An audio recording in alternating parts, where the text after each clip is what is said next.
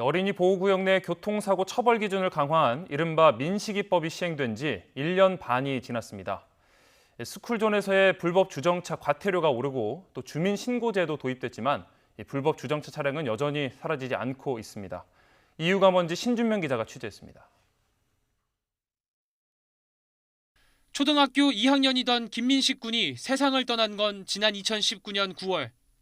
직진하던 SUV가 김 군을 들이받은 사고였는데 당시 어린이 보호구역에 정차해 있던 차가 김 군을 가렸다는 점이 사고 원인으로 지목됐습니다.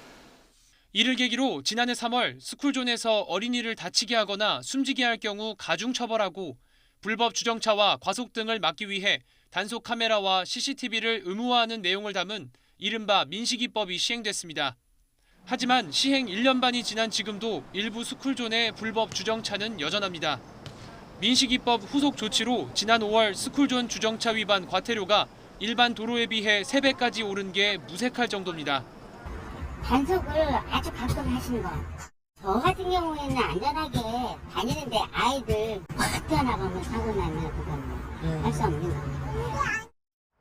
이런 불법 주정차 차량은 키가 작은 아이들을 운전자의 시야에서 가립니다. 스쿨존 제한 속도인 시속 30km를 지키며 서행하더라도 불법 주정차된 차량 사이에서 갑자기 튀어나온 아이들을 피하기는 어렵습니다.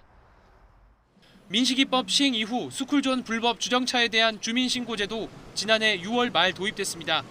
지난달까지 전국에서 집계된 주민신고는 11만여 건. 이 가운데 5만 9천여 건에 대해 과태료가 부과됐습니다.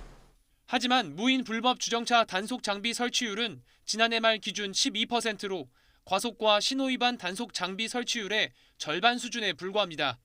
불법 주정차가 어린이 교통사고의 주요 원인으로 지목되는 만큼 단속 장비 설치를 서둘러야 한다는 지적이 여전합니다. 근본적으로 불법 주정차를 근절해야 합니다. 주민 신고에만 의존할 것이 아니고 불법 주정차 카메라 설치도 빈틈없이 진행을 해서 단속될 수 있다는 경각심을 가질 수 있도록 해야 할 것입니다. 행정안전부는 올해 말까지 전국 스쿨존에 불법 주정차 단속 장비 1,150대를 더 설치해 설치율을 19%까지 높인다는 방침입니다. YTN 신준명입니다.